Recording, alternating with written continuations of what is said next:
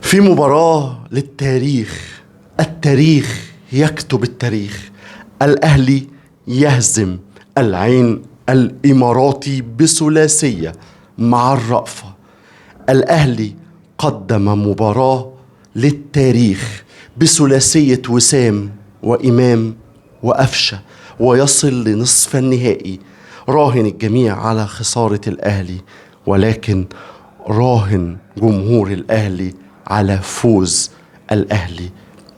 الأهلي اللي قدم مباراة كمدرب كولر وكلاعيبة رجالة، عملوا مباراة للتاريخ. النهاردة ما اقدرش اقول لك مين هو نجم اللقاء، لان كل لعيبة الاهلي كانوا رجال في الميدان. فاز الاهلي في المباراة طولا وعرضا ولم يخطف الفوز، ولكن استحق الاهلي الفوز.